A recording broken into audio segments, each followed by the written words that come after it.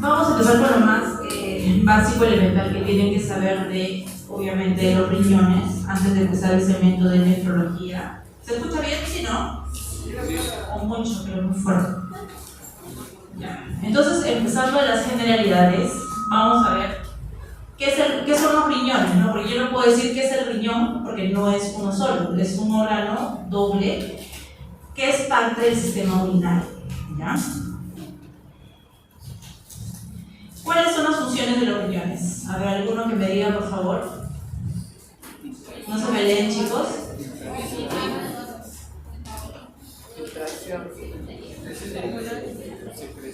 Eliminar, digamos, sustancias tóxicas, producir orina, es lo más básico, ¿no? Esa es la función, digamos, principal. Riñones igual orina. Pero nuestro riñón, aparte de producir orina, tiene otras funciones. Acá vamos a la primera, por ejemplo, que es la principal, la excreción de desechos metabólicos, así como el hígado también es un filtro importante, hablándolo coloquialmente a nivel del cuerpo. Los riñones también lo son, tienen esa función. Van a excretar sustancias bioactivas. ¿A qué me refiero a sustancias bioactivas? No solo las sustancias de desecho que se producen por todos los mecanismos de oxidación en nuestro organismo, sino también, por ejemplo, personas que toman algún medicamento que tiene eliminación renal, lo vamos a botar a nivel del riñón, ¿no? Vamos a regular el balance hidroelectrolítico, o sea, quiere decir, vamos a generar con los riñones una homeostasis, un equilibrio entre los fluidos intracelulares, extracelulares, a nivel de todo el cuerpo, y los electrolitos, ¿no? Que todo esto esté, digamos, en equilibrio. Asimismo, regulando el balance hídrico, teniendo un balance hídrico adecuado, vamos a regular lo que es la presión arterial. No solo con el tema del balance hídrico, sino también con el sistema renina-angiotensina-aldosterona que se forma, que se activa en cierta parte del riñón, ya lo vamos a ver luego. La regulación de producción de glóbulos rojos mediante la producción de eritropoyetina es un factor muy importante y obviamente se va a ver disminuido en pacientes con enfermedad renal crónica. La producción de vitamina D, pero no es la producción netamente del metabolito, sino en la activación del metabolito inactivo al activo, o sea, sería la hidroxilación del 25 vitamina D al 1,25 vitamina D, que va a ser la forma activa final de la vitamina D. Y tiene una pequeña función, un 10% en lo que es la gluconeogénesis. Ya sabemos que la gluconeogénesis principalmente está hecha por el hígado, el músculo, ¿no? Algo muy pequeño es el riñón, de verdad que es un mínimo. Cualquier duda, por favor, que tengan, me preguntan. ¿Cuáles son los requisitos para yo tener una buena función renal? Ya hablamos un poquito de los riñones. ¿Qué necesito para que estos funcionen adecuadamente? Están mis riñones, parte del sistema urinario. Una cosa que hay que dejar en claro, a veces se confunden mucho, ya saben, en nefrología nosotros vemos función renal, patología renal y también manejamos lo que es la diálisis, ¿ya? Urología se encarga ya de la parte quirúrgica. Nosotros vemos esto, más que todo, función renal.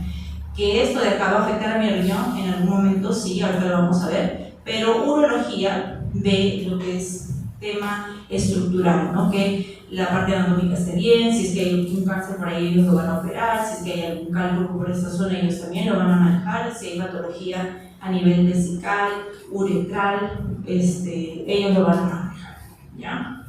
Entonces, inicialmente necesito un aporte sanguíneo adecuado que llegue a mis riñones. Los riñones son los órganos, uno de los órganos más vascularizados de mi anatomía. ¿Por qué? Ellos van a recibir el 20% del gasto cardíaco. Una quinta parte de la sangre van a los riñones. Tener una integridad anatómica adecuada y funcional, no solo tener dos riñoncitos completos pero que no me funcionen, no me sirven de nada. Y la vía urinaria permeable, ¿no? Con esta imagen, incluso cuando vean injuria renal aguda, van a ver la injuria prerrenal cuando falta esto, la injuria renal cuando se daña ya a nivel de los riñones, y la injuria postrenal cuando hay, por ejemplo, un problema de neuropatía, un cáncer acá a nivel de vejiga, etc., cuando se daña la vía urinaria. ¿Ya? Eso tenganlo en cuenta.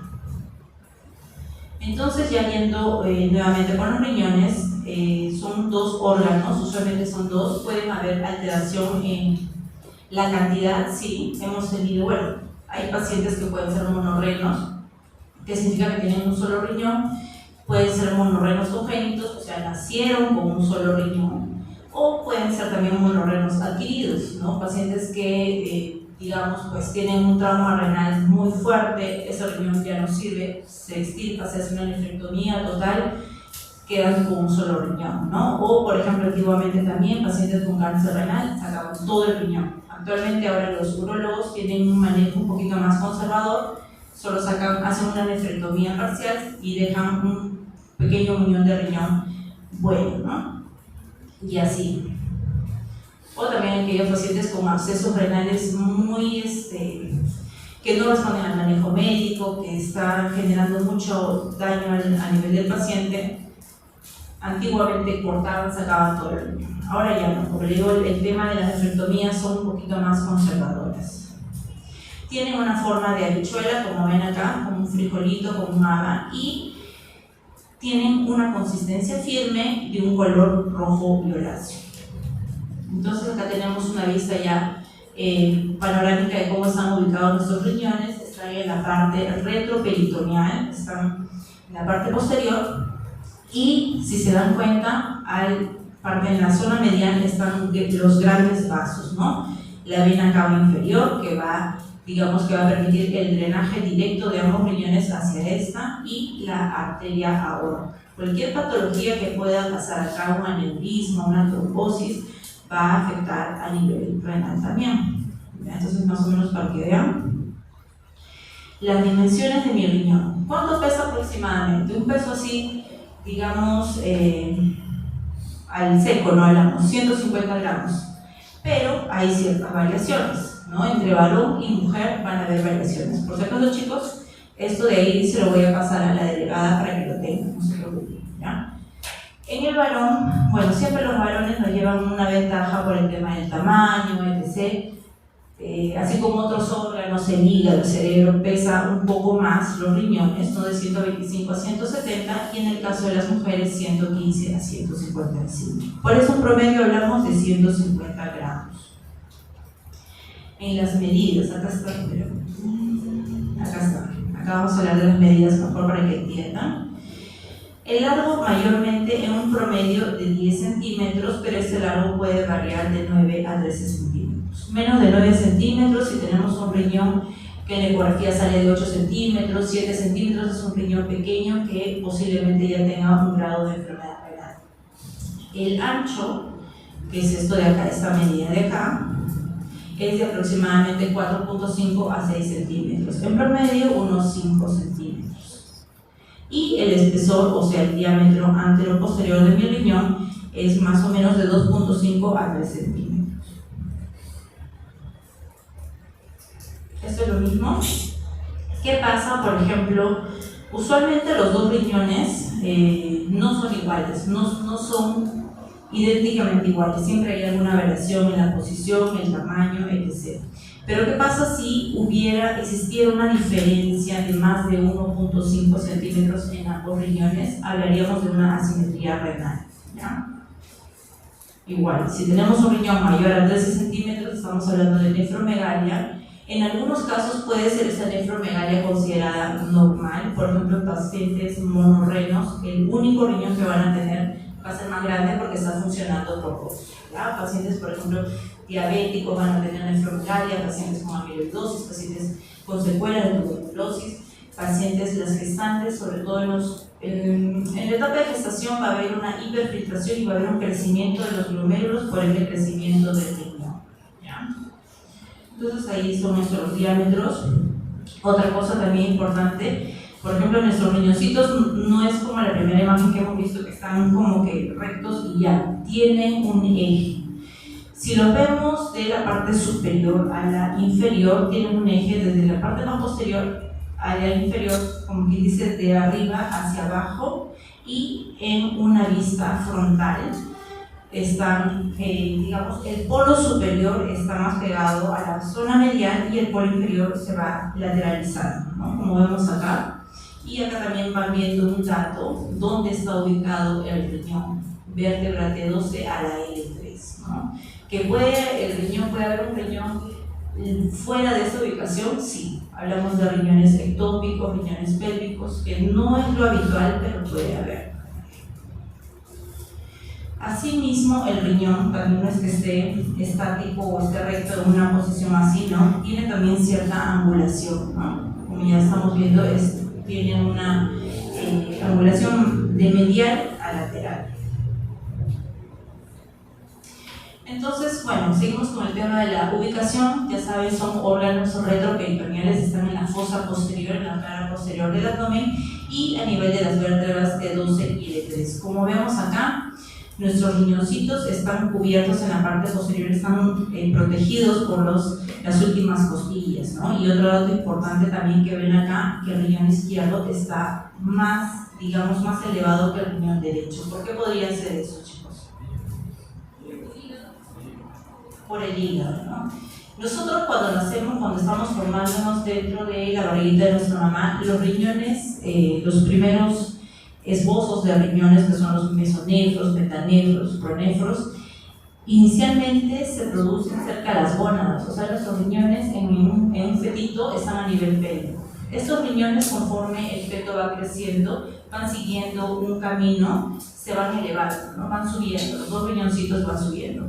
Pero, ¿qué pasa con el riñón derecho? Va a tener un tope, que es el hígado, ¿no? Que está justo en la zona derecha y ahí nomás se queda. Entonces, ya no asciende más por el hígado. ¿Ya? Entonces, acá tenemos una vista posterior. Más o menos en esta zona, en la parte lumbar, se van a encontrar nuestros dos riñones, ¿no? ¿Cuál es el motivo más frecuente, por ejemplo, de la consulta nefrológica? Lumbalgia. Los pacientes vienen, doctor, me duelen los riñones. Me duele esta zona de acá, me queman los pies y hay que hacerles entender muchas veces a los pacientes que los riñones no duelen. Ya vamos a ver por qué, ¿no? Luego. Entonces, viendo ya las relaciones, los límites que tienen los riñones con los demás órganos, cada riñón va a tener un cierto límite. El riñón derecho con ciertos órganos, el riñón izquierdo también con ciertos órganos. Ambos en el polo superior. Acuérdense, siempre el riñón tiene dos caras, cara anterior, cara posterior, polo superior, polo inferior, borde convexo, borde cóncavo. En la zona superior de ambos riñones vamos a tener las glándulas suprarrenales, en ambos, ¿ya? Puede haber agenesia, sí, puede haber agenesia, son enfermedades raras, pero puede pasar. En la cara anterior de mi riñón derecho va a estar pegado, va a ser la hoja, digamos, anterior del hígado.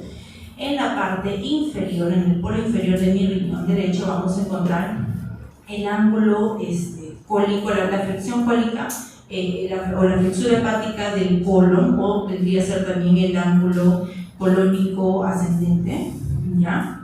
Y acá en esta zona inferior está, digamos, limitando con el hígado. Acá, en esta parte de acá, puede estar dando cara también con el estómago. Acá en el riñón izquierdo, esta zona de acá ya habíamos dicho, bueno, esto es la glándula suprarrenal, esto de acá el estómago, esta zona de acá va a estar en contacto con, sobre todo con la cola del páncreas, esta zona de acá el colon descendente o el ángulo colónico izquierdo, esta parte de acá con el yeyuno y la zona más lateral del riñón izquierdo con el vaso. Y esta es la cara posterior. ¿Estamos bien o muy rápido? Está bien, ¿no?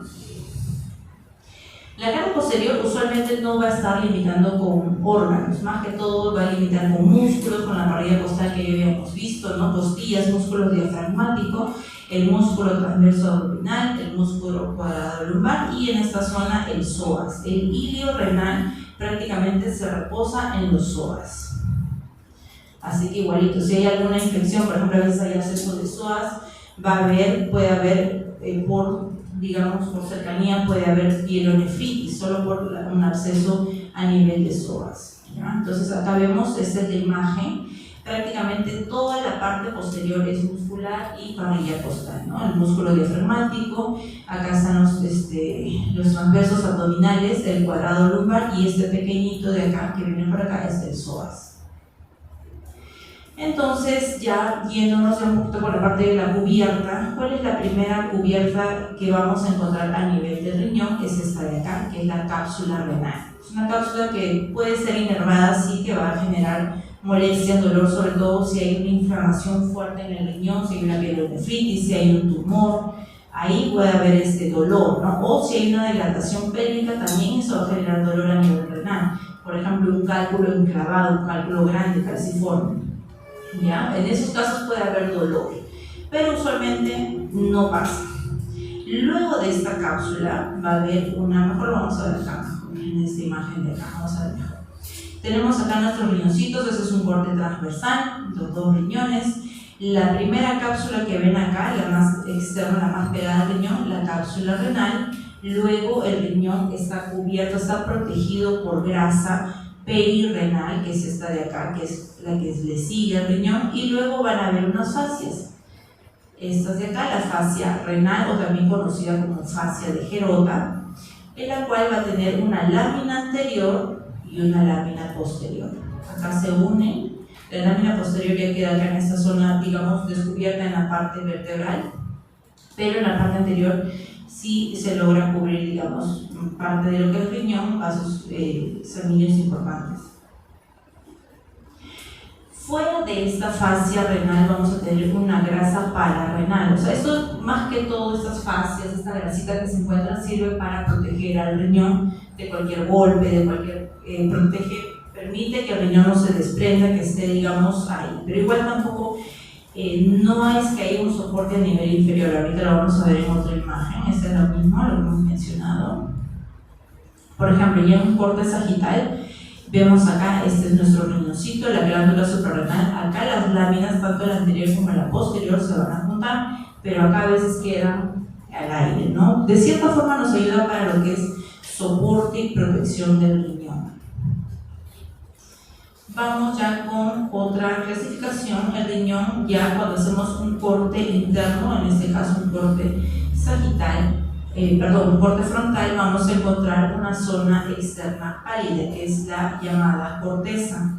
Esta corteza va a tener ciertos tabiques que también es conocidos como columna renal, o anteriormente conocidos como los tabiques de Malpighi, que es parte de la corteza que se introduce a la médula, ¿ya? Esta corteza es importante, ¿por qué? Porque es la zona más irrigada del riñón. La médula, que es la parte más interna y más oscurita, es menos irrigada acá, más que todo están los túbulos renales, ¿ya?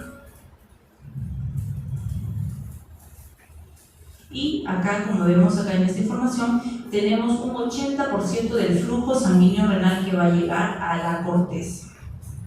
En la zona medular, que es la parte más interna, vamos a tener, es una zona más oscura, es hipertónica. En esta zona, la zona medular, netamente lo que va a haber es se va a concentrar todo lo que son los flujos, el flujo sanguíneo renal, y acá va a llegar una menor cantidad. Habíamos dicho a nivel de corteza 88% del flujo sanguíneo renal que entra por nuestra arteria renal, y en la zona medular ingresa solo el 12% del flujo sanguíneo medular. Esta va a estar dividida, como vemos acá, todos los acúmulos de túbulos van a formar unas pirámides, ¿no? También anteriormente conocidas como pirámides de Malpighi, que van a ser más o menos aproximadamente entre 8, 15, 18 pirámides. Y en cada pirámide se le va a formar la papila renal.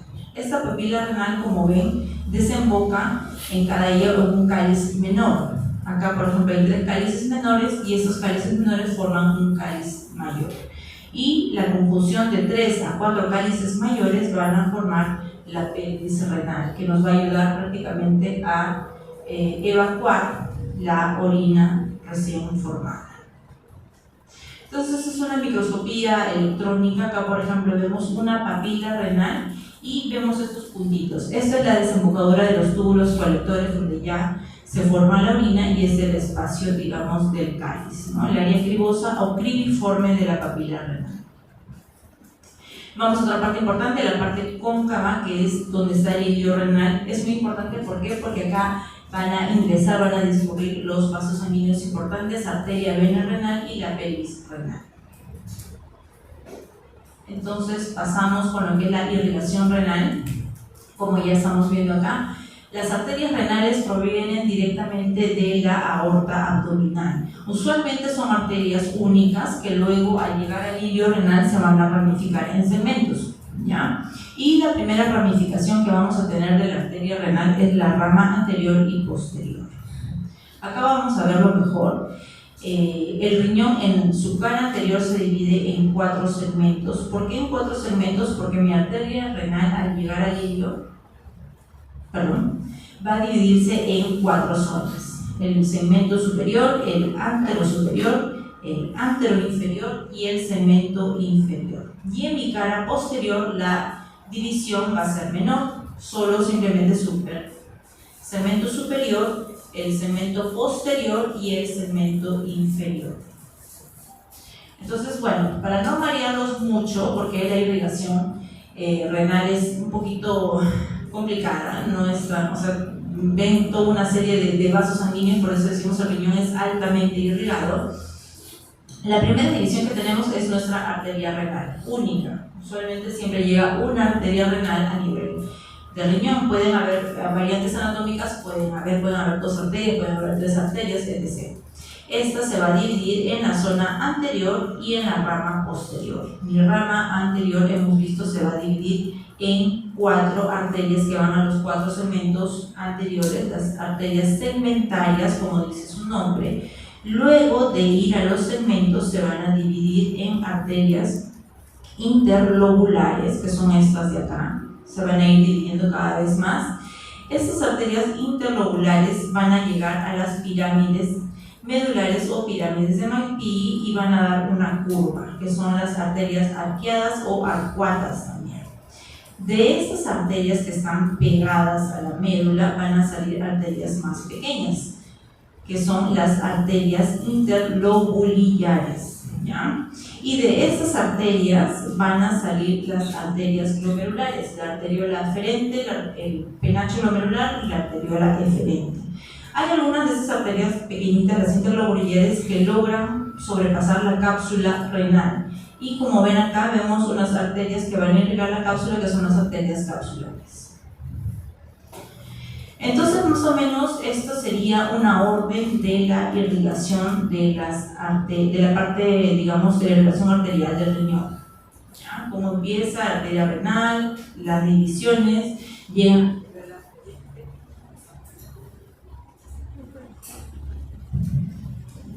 Ya. Llega arteriola eferente, capilares glomerulares y termina en arteriola eferente. Después.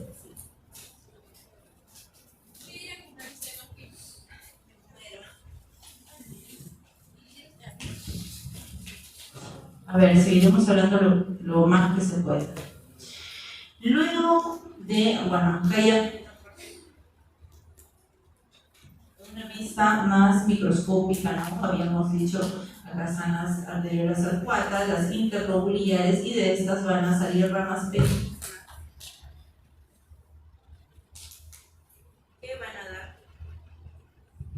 que van a dar las arteriolas aferentes, glomerulorenal y arteriola eferente. Nosotros dijimos, ¿qué pasó?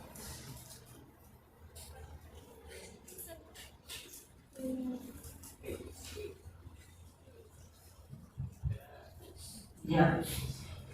La arteriola eferente, ¿qué es lo que nos va a dar esta base recta? Y uno dice, ¿y esta base recta a dónde va? Esa base recta va a ir a los túbulos. Acá tenemos a la nefrona, que, bueno, la parte glomerular de la nefrona, y después del glomérulo vienen los túbulos. Toda esta zona de acá es la conjunción de túbulos proximal, asa de Henle, contorneado distal, colector, y todos estos terminan a nivel de la papila. Entonces habían mencionado que pueden haber variantes anatómicas. Habíamos dicho que lo normal es que salga una arteria renal de la aorta, pero pueden haber variantes. Por ejemplo, en esta de acá sale una arteria polar superior o también adrenal antes, ¿no? Sale antes de esta arteria. Acá también, por ejemplo, esta arteria iliar superior, exiliar superior, sale directamente de la arteria aorta. Lo mismo pasa acá, sale una arteria extrailiar inferior que sale directamente de la aorta, y en este caso tenemos acá un pequeño tracto de mi arteria renal, pero se segmenta o se divide antes de llegar al ilio. Recuerden, llega la arteria renal al ilio y se va a dividir en los segmentos. Entonces, el drenaje venoso, ¿cómo es? ¿No?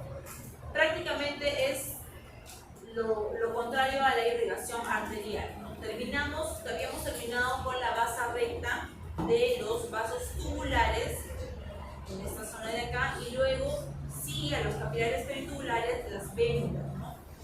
Las venas interlobulares, venas arqueadas, venas interlobales y vena renal. En este caso, acá no tenemos vélula aferente ni vélula eferente, no tenemos eso, ¿ya? Solo tenemos capilares tubulares, las vénulas interlobulares, arqueadas, interlobales y vena renal, y terminan todas estas desembocando en la vena cava inferior.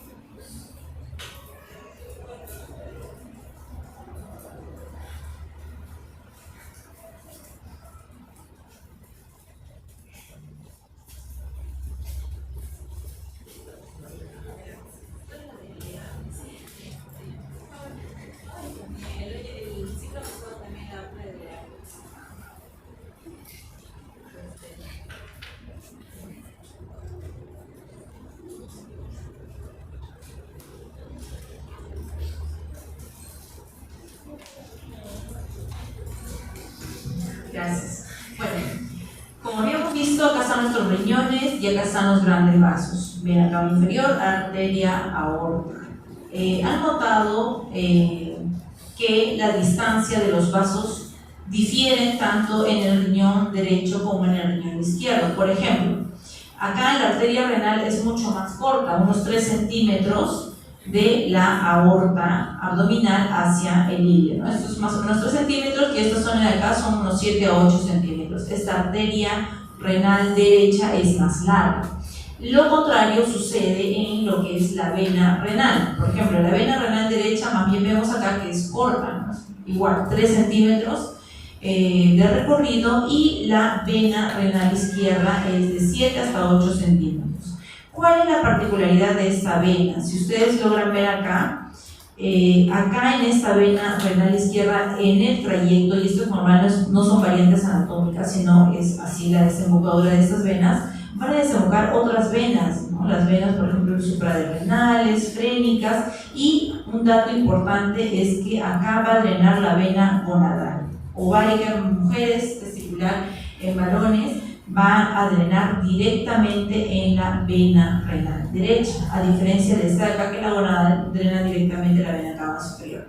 Si tuviera yo, por ejemplo, acá una tumoración o algo que esté comprimiendo, no solo se va a afectar el drenaje venoso de mi riñón, sino también de gónadas y de otros órganos. ¿Ya? Eso es para que lo tengan bien presente.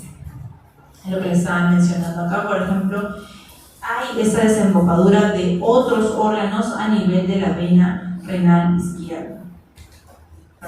Gonadal, lumbar, frénica inferior, suprarrenal y la propia del riñón. Con lo que respecto al drenaje linfático, vamos a mencionar rápidamente porque no vamos a ahondar mucho en esto. Usualmente todas las cadenas ganglionares que están tanto en la cara anterior, posterior de la vena cava inferior, que está acá, y la aorta abdominal, todos estos complejos de ganglios van a permitir el drenaje linfático del riñón. Y como vemos también, no solo del riñón, sino también ureteral. Todos estos van a estar, digamos, estos vasos linfáticos van a drenar a nivel de los ganglios paraórticos anteriores y posteriores, ya, para que lo tengan en cuenta. Igual, si hubiera acá un proceso, una masa que no permita mi drenaje adecuado linfático, puede haber linfectasia, pero no es muy frecuente. Lo que es la inervación renal es importante. Los riñones tienen una inervación renal a peridominio simpático. Ahorita vamos a ver de dónde derivan. Entonces son ganglios simpáticos que van a ir. Normalmente la parte del drenaje linfático va acompañado con la parte venosa, y la inervación renal va acompañada, ingresa al riñón con digamos, en conjunto con las arterias renales. ¿Por qué? Ahorita vamos a ver por qué. Ya hemos visto que es una inervación tipo simpática que va a proceder de estas ramas torácicas 10, 11, 12 y lumbar 1. Estas son las ramas de las cuales van a salir la inervación renal. ¿Y por qué es inervación simpática? Porque la estimulación de esta inervación simpática, ¿qué va a generar en mi riñón? Va a generar vasoconstricción de la arteria renal. O sea, va a disminuir el flujo sanguíneo que va a llegar a mi riñón, y por ende, si llega menos sangre a mi riñón, voy a tener menos flujo para producir un filtrado glomerular. Por lo tanto, va a haber menos flujo renal, y esto se manifiesta con menos diuresis, hasta puede llegar a anuria, ¿no? También va a producir la liberación de renina por las células glomerulares, ¿no? O sea, un ejemplo fácil. Estados de estrés, que es donde se libera la inervación simpática, hemorragia, sepsis, etc. ¿Qué es lo que va a hacer mi organismo? Aumenta el tono simpático y va a generar vasoconstricción renal. Puede estar en una situación de estrés, puede estar deshidratada o en un accidente, etc. Mis riñones simplemente no producen orina. ¿Ya? Vamos a ahorrar ese flujo sanguíneo y vamos a llevar a órganos importantes. ¿Hasta ahí, chicos, alguna duda, pregunta que tengan? ¿Todo está claro? Vamos a hablar ya netamente con la unidad funcional del riñón, que es la nefrona. Esto acá es la nefrona. Por si acaso, la nefrona no es solo esto, es todo esto de acá. Glomérulo, la zona glomerular y la zona tubular. ¿Ya? Normalmente el ser humano nace con 1 millón de nefronas, ¿ya? De 800 a 1 millón de nefronas. ¿Y qué pasa, por ejemplo, si tengo un producto, viene una señora, un parto prematuro, 30 semanas y nace el bebé? ¿Qué va a pasar con ese bebé? ¿Va a tener alguna repercusión?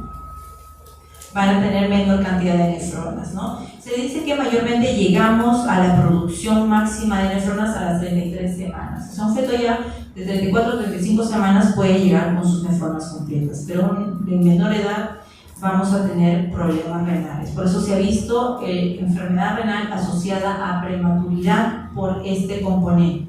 ¿Ya? Tenemos menor cantidad de nefronas. ¿Qué pasa si tengo una injuria renal aguda, un absceso renal, una pielonefritis muy fuerte, hay daño de mi parénquima renal? Voy a dañar mis nefronas, se pierden. Normalmente es muy difícil que se regeneren, pero en ciertas circunstancias el organismo trata de regenerar lo más que pueda mis células tubulares, ¿no?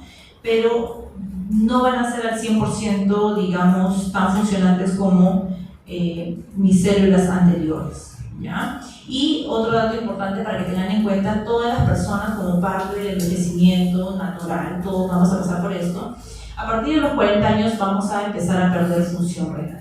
¿Ya? Y dice 10% por cada año, o sea, por cada año que pasa voy a perder un 1% de mi filtración glomerular. Si yo a mis 40 años tengo 100 mililitros de filtración glomerular, que es lo normal, yo voy a esperar que a los 60 años voy a tener 20 mililitros menos, es lo esperable, ¿ya? Estaría pues ya con un 80, yo a veces, como les comentaba a mis alumnos de la mañana, para facilitar, para que el paciente entienda más rápido, en vez de decirlo pues 100 mililitros por minuto por un metro, 73 metros cúbicos, tus riñones funcionan al 100%, estamos bien.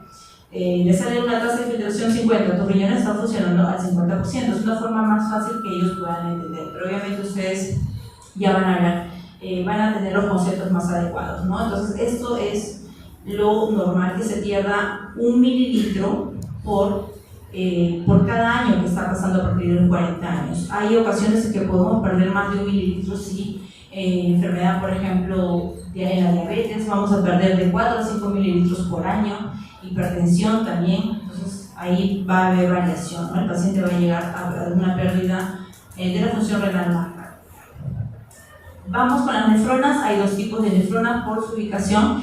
Tenemos las nefronas corticales, como dice su nombre, van a estar a nivel de la corteza renal, que son en su mayoría 85%, y estas son responsables de lo que es la eliminación de sustancias de desecho, la absorción, excreción, etc.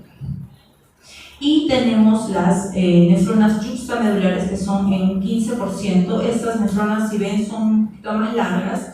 Pueden estar a nivel cortical, la parte glomerular, pero la mayor parte de la zona tubular va a estar a nivel de la médula. Y si notan, si son bien observadores, van a ver que hay una diferencia en el tamaño de las alegenes, ¿no? Estas, por ejemplo, las corticales tienen una alegene más cortita, no necesariamente es tan chiquita, pero es más corta. Y en cambio las juxtamedulares, que llegan a la médula incluso muy cercana al área fibrosa, tienen una asa de gene delgada muy larga, ¿no? Y estas de acá, como dice su nombre, esta zona se encarga de concentrar la orina. Este es nuestro corpúsculo renal, que es más que todo es un penacho vascular. Acá tenemos la arteriola aferente, un poquito más gruesa, y es un enmarañado de capilares que van a terminar en una arteriola eferente. Y de acá, acuérdense, viene la base recta que vaya a irrigar a los túbulos. ¿Ya? Entonces acá también no solo el corpúsculo renal está formado por este penacho capilar, sino también por la cápsula de Bowman, que es esta de acá, y esto de acá es el espacio urinario de Bowman. Acá se va a formar la orina primaria o la orina primitiva, que luego de esto es el primer filtrado que va a suceder acá, y luego de esto empezamos con el trayecto de los túbulos, donde este filtrado se va a hacer más fino. Ya habíamos mencionado, nuestro riñón va a recibir el 20% del flujo sanguíneo renal, del gasto cardíaco, que son más o menos 1,2 litros o 1.200 mililitros de sangre en un minuto. O sea, dense cuenta qué cantidad de sangre ingresa al riñón. Vamos a tener los lechos capilares, también ya dentro de lo que habíamos visto, los lechos glomerulares, que llegan a una presión de 60 milímetros de mercurio, y los peritubulares con 13 milímetros. ¿No? Es una presión más lentita, más baja. Y esta es, digamos, principalmente lo que es la filtración glomerular. Vamos a ver acá, si normalmente le llega a mi riñón una cantidad de sangre de 120 mililitros, de 1 litro o 200, esta sangre, acuérdense que la sangre no es sangre sola, o sea, hay dos componentes importantes, una que es la parte plasmática y otra que es la parte celular. ¿Ya? La fracción plasmática usualmente es entre un 55-60%, digamos acá como dice la imagen, 625 mililitros va a ser de flujo plasmático renal, plasma, netamente líquido, no elementos fuertes, no eritrocitos, no leucocitos, no nada de eso. Esto va a entrar de plasma a mi riñón de 600 a 625 mililitros por minuto, y luego de esto, por diferencia de presiones, porque acá entran las presiones hidrostáticas, capilares, oncóticas, y también hay en esta zona de acá el espacio Bowman, que ahí es un espacio líquido, va a haber también una presión de resistencia hidrostática de la cápsula de Bowman, nos va a permitir filtrar, va a pasar por una difusión pasiva 120 mililitros por minuto. Esto es lo que va a llegar a mi zona de mi espacio de Bowman, ¿ya? Y al final, ¿qué es lo de toda esta cantidad que he ingresado por minuto? ¿Qué cantidad voy a eliminar de orina? 1 mililitro por minuto. Todo esto yo lo multiplico, si lo multiplico por 24 horas por 1440 minutos, me salen aproximadamente de 18 litros. ¿Ya? Entonces estos 18 litros al final va a salir una parte mínima que va a ser la orina entre 1 litro a 1 litro 800. Esto es la excreción urinaria final, es la cantidad de orina que voy a producir. No sé si ahí se entiende. Entonces se dice que aproximadamente mi tasa de filtración glomerular es un 15 a 20%, lo que llega en esta zona de acá a nivel del espacio de Bowman. O sea, de lo que ingresó la fase plasmática, 625 mililitros, solo se va a filtrados el 15 a 20%, o sea, los 120 mililitros. Pero al final se va a excretar una pequeña cantidad, ¿no? 1 mililitro por minuto. Entonces, como estamos viendo, la filtración glomerular es la etapa inicial de la formación de la orina. Lo que hemos visto acá es la etapa primaria en la cual nos va a permitir formar la orina. Y esta, digamos, van a haber diferencias de presión tanto en los en los capilares glomerulares como en la cápsula de bomba. ¿Qué va a pasar en esta filtración glomerular? Usualmente es una filtración pasiva y van a pasar iones inorgánicos como el sodio, el cloro, el potasio, bicarbonato, solutos orgánicos como la glucosa, urea, aminoácidos, péptidos de bajo peso molecular, y se va a formar un líquido isotónico que tiene la misma osmolaridad que la osmolaridad plasmática. Digamos acá entre los 300 miliosmoles, y acá también en esta zona vamos a tener una osmolaridad similar al plasma, que es 300 miliosmoles. ¿Qué es lo que no va a ingresar o lo que no debe ingresar, digamos, lo que no debe salir de mis capilares glomerulares? No pueden salir las proteínas, albúmina, globulinas, por su peso molecular y también porque vamos a hablar de la barrera de filtración. Esta va a impedir que estas albúminas, estas globulinas pasen. Son proteínas, tienen que quedarse dentro de nuestro organismo, no las podemos orinar, ¿ya? Entonces, la tasa de filtración glomerular, les había dicho 18 litros, son 180 litros al día. Lo que se va era multiplicar esto de acá, 120 mililitros por 1440 horas, me va a salir 180 litros al día aproximadamente, ¿ya? Que es la tasa de filtración. Dividiéndolo en minutos sería 125. La tasa de filtración glomerular va de 100 a 120 aproximadamente, 80 a 100 en mujeres, 100 a 120 en varones, ¿ya? Pero hay que tener en cuenta que esto también es variable. Por ejemplo, yo soy un poquito alta, yo no voy a tener una tasa de filtración de 80 mililitros porque mi masa corporal es mayor, ¿no? Mis riñones posiblemente también van a ser más grandes, entonces posiblemente mi tasa de filtración esté en 100, 120, una aproximada, ¿no? Eso depende mucho también de la contextura de la persona. Vamos ya con lo que es la barrera de filtración glomerular. Esta barrera es muy importante, ya que para más o menos ubicarlos, está a nivel del capilar sanguíneo, del glomérulo. Ahorita vamos a ir por partes para que se orienten bien.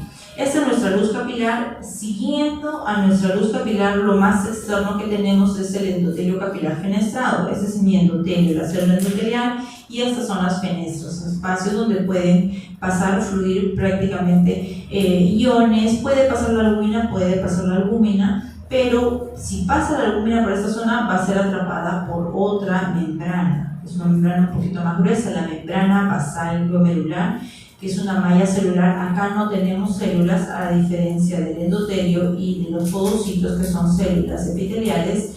Acá mayormente es una malla de glicoproteínas y proteoglicanos, una malla de proteínas, como un enmarañado. Y las células epiteliales, que son las más externas, fuera del capilar, que son los podocitos.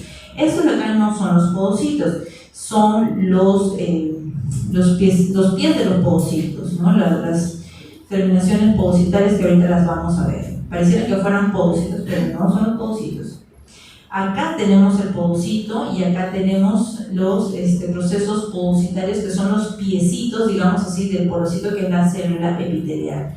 Acá tenemos nuestro flujo sanguíneo, esta es la luz del capilar. Esta zona es el epitelio fenestrado, como vemos acá, y esta cosita de acá que vemos son proteínas, son glicoproteínas de carga negativa, que ayudan a repeler la albúmina. La albúmina tiene carga negativa, al llegar a esta zona se repele, pero puede haber situaciones donde hay daño de esta membrana y no hay esta membrana de glicoproteínas y pasa la albúmina, ¿ya? Y acá en esta parte media está la membrana basal. Vamos a ir viendo cada una de ellas. Esta es otra fotografía en donde se ven las capas de la barrera de filtración glomerular. Y acá tenemos nuestro endotelio fenestrado, ¿no? Mediante una microscopía electrónica podemos ver la cara interna del epitelio, del endotelio, perdón, con estos huequitos de acá que son las fenestras. Y estas cositas pequeñitas que están ahí son esas glicoproteínas que les digo que tienen cargas negativas, el glucocálix, lo cual va a repeler las proteínas. El tamaño del poro es de 70 a 100 nanómetros y va a ser una barrera física para macromoléculas. Acá tenemos la membrana basal, que es esta de acá. Esto, acuérdense, primero es el endotelio, membrana basal, y van a ver como si fueran tres capas. La capa más interna y la densa media es donde se juntan tanto la capa externa como la interna y acá va a haber mayor enmarañado de glicoproteínas, por eso es que se ve más oscuro. Y tenemos la rara interna y la rara externa. El grosor, el tamaño de esto acá es de 300 a 350 nanómetros, no son los poros por si acaso, es el grosor. Y los poros acá eran de 70 a 100 nanómetros, acá los poros en la membrana basal son de 8 nanómetros, o sea, más pequeños, nos permiten una filtración más adecuada. Nos van a pasar electrolitos, los electrolitos pasan, el agua pasa libremente y también poseen carga electronegativa. Quiere decir, si por acá, por ejemplo, pasó una molécula de albúmina y se queda por acá, se va a quedar atascado por el tamaño del poro y también por la carga electronegativa. Pero ¿qué pasa si mi molécula de albúmina sigue pasando? Vamos a ir a una capa, a la parte posterior que es mejor, que es más fina. Y ya habíamos visto la membrana basal está compuesta por glicoproteínas, laminina, colágeno tipo 1, colágeno tipo 4, 5, elactina, glicoproteínas, proteoglicanos. Todo esto de acá forma un enmarañado que va a ser mi membrana basal.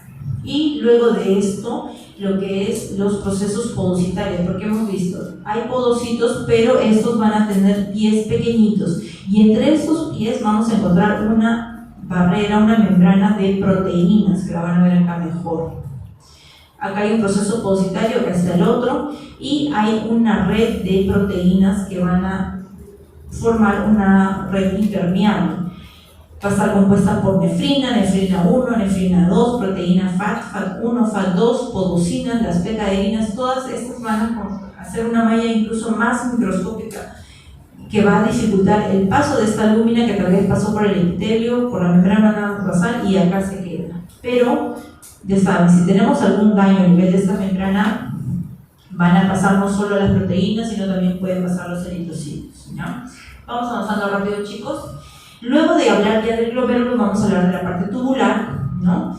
Se inicia la parte tubular con la formación de la cápsula de Bowman, el espacio de Bowman, y vamos a empezar con el túbulo contorneado proximal, luego el asa de Henle, la parte tubular cortical, el túbulo contorneado distal y el túbulo colector. Vamos a avanzar. ¿Cuáles son los procesos básicos tubulares? ¿Qué es lo que van a pasar en los túbulos? Ya hemos visto que el glomérulo solo se filtra. Salen iones, sale agua, hay algunas sustancias que se van a reabsorber como las proteínas, pero ¿qué pasa con lo que hemos filtrado inicialmente con la orina primaria? Vamos a tener una mayor filtración, dependiendo de cada zona donde nos encontremos en los túbulos. La filtración, ingreso de una sustancia, filtración es el pasaje, ¿no?, de una sustancia a través de una barrera y esta va a ingresar al espacio de Bowman. Eso es lo primero que vamos a encontrar. Secreción, se van a eliminar sustancias dentro de nuestro organismo, dentro de la parte intersticial o de la parte vascular, hacia el lumen tubular, o sea, hacia dentro del túbulo, porque vamos a eliminar, vamos a secretar. Y reabsorción, más bien voy a reabsorber sustancias que están dentro del lumen, las voy a reabsorber hacia el interior, hacia mis vasos capilares, ¿ya? Ahorita vamos a ver mejor, lo vemos acá en esta imagen. Acá está mi capilar glomerular. El primer paso que voy a tener es la filtración glomerular. Luego de esta, por ejemplo, esta de acá es una secreción, estoy secretando una sustancia dentro de mi vaso sanguíneo hacia el lumen urinario, y esta de acá es una reabsorción, ¿no? Una sustancia que he filtrado, por ejemplo, un calcio, los iones de calcio los voy a reabsorber y estos regresan a mi circulación. Ya lo final es la excreción, lo que ya mi orina final es lo que voy a filtrar, lo que no me sirve. Acá también son los pasos más que todo de lo que sucede a nivel tubular, que se produce más en cada túbulo. Ahorita vamos a ver detalladamente cada uno, ¿no? Y por ejemplo, el agua filtra, el agua no tiene peso molecular, el agua no tiene tamaño, simplemente filtra, se reabsorbe con gran facilidad. El sodio también se elimina bastante y también se reabsorbe un 99%. El azúcar también, hasta 180 se puede filtrar en un día. Ya saben, si es que mi tasa de filtración es mayor a 180, voy a empezar a tener glucosuria, ¿ya? Eso es importante que tengan en cuenta. La urea también se va a filtrar y se va a reabsorber en un 50%. Y los transportes, como ya habrán visto a nivel de biología y todo eso, los transportes, el pasivo es una difusión simple. En general, transporte pasivo no necesita energía, transporte activo sí necesita energía, necesita transporte de energía, ATP, y usualmente son en contracorriente. Acá es difusión simple, facilitada a través de canales, membranas, poros que vamos a encontrar a nivel tubular. Entonces, yendo ya a lo que es el túbulo proximal. Túbulo proximal, recuerden una palabra: reabsorción. Esa es la palabra principal. Es el que va a tener un 60% de reabsorción de todo: agua, iones, cloro, potasio, sodio. Va a reabsorber un 60%. Aparte, ¿qué es lo que le va a dar mayor superficie de reabsorción? Son las microvellosidades que están en la cara luminal. Este es el lumen donde se está formando la orina. Este es mi epitelio de células. Usualmente los túbulos es un epitelio de células simples, algunas cilíndricas, algunas cúbicas. Las células del túbulo proximal son larguitas porque tienen bastantes mitocondrias. Ahorita vamos a ver una fotografía en microscopía electrónica para que vean mejor. Y usualmente vienen del polo urinario. O sea, el polo urinario es este de acá, lo más cercano al glomérulo. Esta primera parte de mi túbulo contorneado proximal es contorneada, como dice su nombre, y luego se va haciendo recta, ¿ya? Hasta que llega el asa tejido. Acá está pars convoluta, pars recta. Tiene un largo de más o menos 14 milímetros, o sea, 1.4 centímetros, es larguito. Obviamente este largo se mide si es que yo estiro completamente mi túbulo contorneado, está todo enrolladito, por eso entra a nivel renal, y un diámetro de 40 a 60 nanómetros. Entonces vemos histológicamente acá es nuestras células del túbulo proximal son cúbicas, son un poco grandes, sí, tienen un núcleo grande, son ricas en mitocondrias porque van a generar bastante transporte activo, ya a veces en contracorriente, por eso es que necesitan mayor cantidad, producen mayor cantidad de energía. Y esto de acá, acuérdense, acá este ribete en cepillo o la microbilis, que nos ayuda a ganar más área de reabsorción. Todo esto de acá, por acá se van a reabsorber. Amplía hasta 20 veces la superficie apical de estos microbilis. Y hay también canalículos apicales.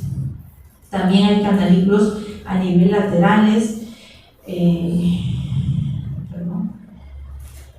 Tienen un citoplasma, un aparato de Golgi muy desarrollado, mitocondrias largas en forma de bastón y numerosos lisosomas que también van a permitir la fagocitosis, ¿no? Reabsorben, fagocitan y nuevamente regresa al torrente sanguíneo. Acuérdense, túbulo proximal, función principal, reabsorción. Acá, por ejemplo, en esta literatura dice 65-70%, usualmente es un 60%. De cloruro de sodio y de agua, 90% de bicarbonato, va a reabsorber glucosa, aminoácidos, potasio, fósforo, calcio, magnesio, urea y ácido úrico. ¿Qué es lo que va a secretar? Aniones, cationes orgánicos o los fármacos unidos a proteínas. Acá se van a eliminar muchos de los fármacos que tienen eliminación renal. En el asa de Henle, vamos descendiendo más y vamos llegando a la médula. Acuérdense, corteza, zona más irrigada, mayor reabsorción. Médula, zona menos irrigada y mayor concentración, ¿ya? Vamos a tener tres segmentos: la rama descendente delgada, la rama ascendente delgada y la rama ascendente gruesa. Hay una zona que es medular y hay una zona también que puede ser cortical de esta rama ascendente gruesa. Y tenemos acá, también es un epitelio simple de células cúbicas, pero son más pequeñas. Estas van a terminar en la zona de la mácula densa, donde ya empieza el túbulo contorneado distal. Su función principal, a diferencia del túbulo proximal, que es reabsorción, esta va a ser concentrar orina. Ahorita vamos a ver por qué. Entonces vemos acá en la histología esta división, este cambio histológico. Estas de acá son mis células del túbulo proximado, el túbulo contorneado proximal, donde están llenas de microbilis. Ven acá todos los repliegues, ahí están, la diferencia, y acá ya es más plano. O sea, hay unos pliegues, pero son pequeñitos, son muy chiquitos. Esa es la diferencia, digamos, de la última zona del túbulo proximal, que es la pars recta, y el inicio de la rama delgada descendente del asa de Henle. Esta rama de acá, la rama descendente, la delgada, Toda esta zona delgada usualmente es, digamos, nos ayuda, es permeable al agua. O sea, el agua puede salir fácilmente. Entonces va saliendo el agua, y esta zona, el intersticio, se va concentrando. Asimismo, la zona luminal también se va a ir concentrando. Ahorita lo vamos a ver con el mecanismo de contracorriente. Y esta zona, la rama ascendente gruesa, más bien es impermeable al agua. Ahí no puede ingresar nada de agua, ya no ingresa ni sale tampoco, pero facilita la salida de electrolitos. Entonces empiezan a salir los electrolitos. Vamos a ver acá. Esto es el mecanismo de contracorriente. Acá se va a reabsorber un 15-25%, túbulo proximal 60%. Y en esta zona se produce el mecanismo contracorriente, que es más que todo la concentración de la zona medular, tanto a nivel urinario, o sea, tubular, como a nivel vascular. ¿Ya? En esta zona es permeable al agua, el asa delgada descendente, va saliendo el agua, sale esta agua y va, digamos, acá ingresando al vaso. ¿Por qué mecanismo contracorriente? Más o menos para que entiendan un poquito, porque a veces es un poco difícil de entender. Porque si ustedes ven, va en esta dirección, el túbulo, y el vaso sanguíneo va en dirección contraria. Por eso se dice mecanismo contracorriente, van en distintas direcciones, pero prácticamente sucede algo similar en ambos sitios. Como habíamos dicho, en esta zona de acá, mi osmolaridad urinaria es de 300 miliosmoles, similar a la osmolaridad plasmática. Conforme va habiendo fuga de agua, esta osmolaridad, lo de adentro se va concentrando hasta llegar a 1200 osmoles, que es la zona más baja de la médula. Luego, conforme esta va subiendo, acá ya no hay escape de agua. Toda esta zona, que es el asa delgada ascendente y el asa gruesa ascendente, ya es impermeable al agua, no permite ni entrada ni salida de agua, pero lo que va a pasar, lo que va a salir acá, van a ser los electrolitos. Sodio, cloro, potasio. Acá tenemos las famosas bombas de sodio, cloro, potasio en la rama ascendente gruesa, donde van a actuar la furosemida. Y acá no es que entre agua, sino es que vamos a empezar a diluir, porque vamos a sacar electrolitos. De lo que está en 1200 va subiendo a 900, 600, y más bien termina una osmolaridad isotónica. Yo les sugiero que lo repasen bien, porque a veces es un poco difícil para entender, pero repasándolo, viéndolo bien, en sus prácticas también lo pueden fijar más este concepto, ¿no? Y todas esas salidas, flujos de líquidos, flujos de electrolitos, también tienen que ver a nivel intersticial con el vaso sanguíneo. Lo mismo sucede acá, pero al revés. Acá se empieza a concentrar el vaso sanguíneo, porque estos electrolitos que salieron empiezan a ingresar, retornan al vaso sanguíneo, se concentran, y acá se diluye por efecto de la salida del agua. ¿Ya? Esto, uno dice, ¿para qué en verdad nos sirve esto? O sea, ¿por qué tanta cosa? ¿Por qué me confunden, me complican la vida? Esta es parte de la concentración urinaria. Ese es un mecanismo en el cual nos permite concentrar la orina. ¿Ya? Entonces acá lo que les he mencionado, las zonas permeables, las zonas impermeables al agua, a veces es pregunta de examen. Y vamos ya terminando, la parte final de mi túbulo distal, ya voy llegando a la parte final. Va a estar dividida por el túbulo contorneado distal, como vemos acá se contornea, y luego el túbulo colector, que ya es un túbulo recto, y va a terminar en la papila renal, donde vamos a eliminar la orina.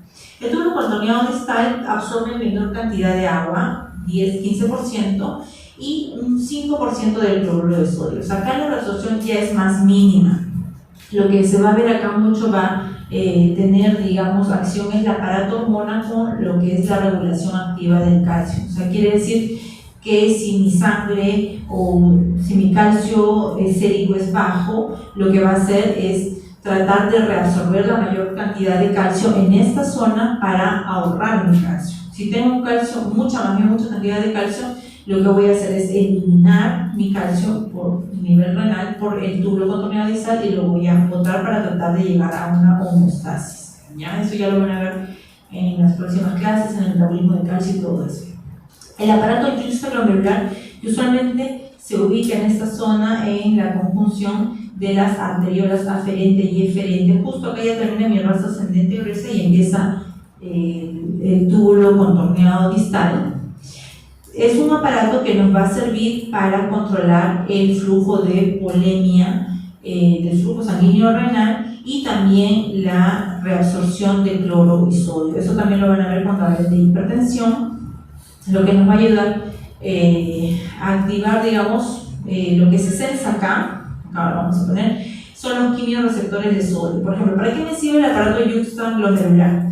Viene acá, por ejemplo, mi flujo sanguíneo, me he accidentado, estoy con una hemorragia severa, baja mi presión arterial sistémica, mi flujo sanguíneo renal va a ser mucho menor, va a entrar menor cantidad de sangre a nivel de mi arteriola deferente, va a haber una vasoconstricción de la arteria renal.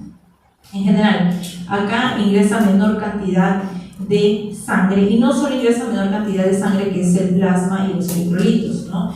Se va a censar menor cantidad de sodio. Va a decir acá, uy, está pasando algo, tengo menos flujo sanguíneo porque tengo menor cantidad de sodio. A veces no siempre es así. Entonces, estas células de la zona yuxtaglomerular van a empezar a liberar el sistema y activar el sistema renina-angiotensina-aldosterona, que me va a permitir ahorrar el sodio al máximo y eliminar el potasio, ¿ya? Eso más que todo lo que hace, como yo lo van a ver después también cuando hablen de hipertensión. Y en esta zona de acá van a actuar varios receptores de renina. Estas son las células que eliminan la renina, ¿ya? El túbulo colector ya no es el contorneado distal, sino ya pasamos al último túbulo. Va a tener dos tipos de células: las células principales y las células intercaladas. Las células principales, como dice su nombre, son en mayor cantidad, 2/3 de la cantidad de células, y 1/3 ya son las células intercaladas. Vamos a ver por qué. Las células principales usualmente nos sirven para reabsorber, ya es como quien dice, es la última parte del túbulo que nos va a permitir reabsorber finalmente el sodio y el cloro mediante la producción de aldosterona. Entonces, estas células, ¿qué hacen? La aldosterona, como ya les había dicho, la aldosterona va a ahorrar el sodio y va a secretar el potasio. Como ya sabemos, eso también lo explico en lo que es sodio y potasio. A nivel extracelular, normalmente lo que yo tengo más en el extracelular, tanto en el vaso sanguíneo como en la parte intersticial, es mayor cantidad de sodio, y mi intracelular más bien es menor, tengo una menor cantidad de sodio. Acá normalmente 140, que es mucho menor. El potasio en esta zona intracelular es una cantidad de unos 150, y a nivel basal o vascular, perdón, es de 3.5 a 5.5. Esta hormona aldosterona va a actuar a nivel de unos canales que son los ENaC, ¿ya? Que son transportadores de sodio lentamente, y también a nivel de los canales RONCA, que son canales que permiten salida del potasio. Entonces, ¿qué va a hacer? La aldosterona me ahorra sodio y me elimina potasio. Y este sodio que ingresa a la célula no se va a quedar en la célula, va a pasar también por otros canales a la zona vascular, ¿ya?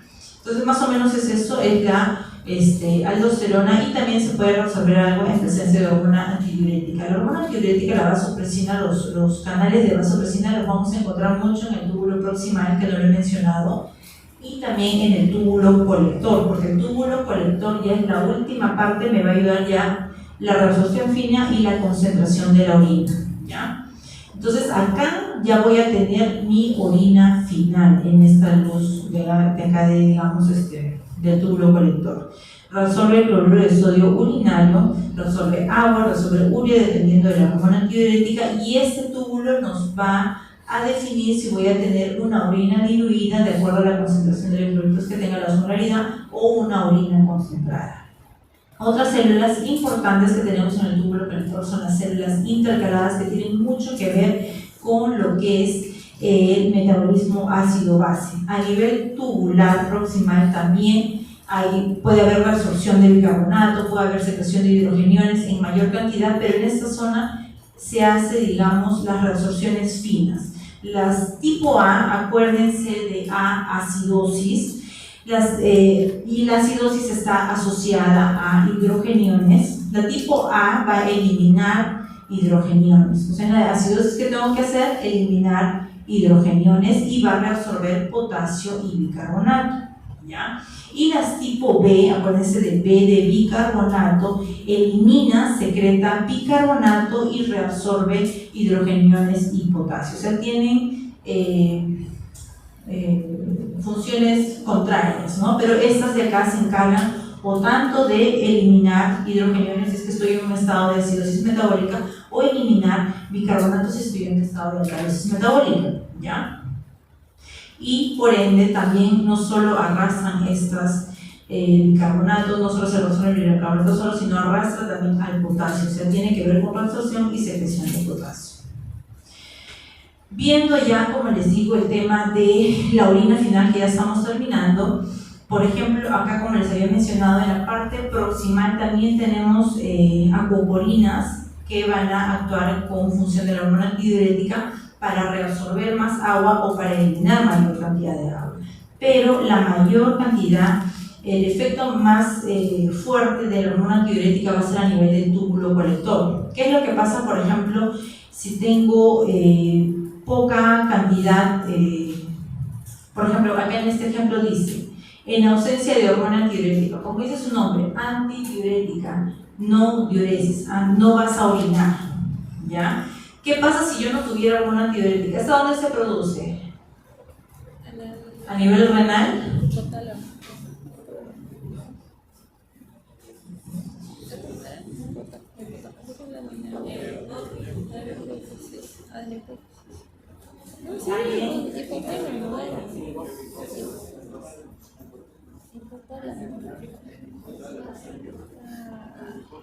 En los ganglios supraópticos, a nivel cerebral. ¿Supraópticos? Ahorita lo voy a ver. Pero son supraópticos y estos se van a. La hormona antidiurética se va a almacenar luego del tálamo a nivel de la hipófisis, en la zona de la neurohipófisis, o ganglios paraventriculares, Ya, bueno, no se produce en el riñón, actúa en el riñón y actúa también en otros órganos, el cerebro, en el pulmón, en el mismo corazón también actúa, pero esta hormona antidiurética va a tener un efecto acá con los receptores de vasopresina B1 y B2. ¿Qué pasa si yo no tengo hormona antidiurética? Esto va a hacer que yo orine en grandes cantidades, ¿ya? Va a haber una orina muy diluida. Voy a eliminar la cantidad adecuada de electrolitos que tengo que eliminar, pero la cantidad de agua va a ser mayor a esos electrolitos. Pero ¿qué pasa si, por ejemplo, tengo mucha presencia de hormona antidiurética, lo que llamamos el síndrome, el SIHA, ¿no? Síndrome de excreción anormal de hormona antidiurética? Vamos a tener mucha hormona antidiurética y más bien mi organismo va a decir, ahorra el agua, no orines. Va a concentrar mayor solutos, como ven acá, va a reabsorber agua, reabsorbe agua y la orina va a salir concentrada y en un pequeño volumen. Entonces, eso más que todo es la presencia de hormona antidiurética, que me imagino también lo van a ver luego en alguna de las clases teóricas. Y entonces, esto sería todo por hoy, chicos. No sé si hay alguna pregunta que tengan, algo que no haya quedado claro.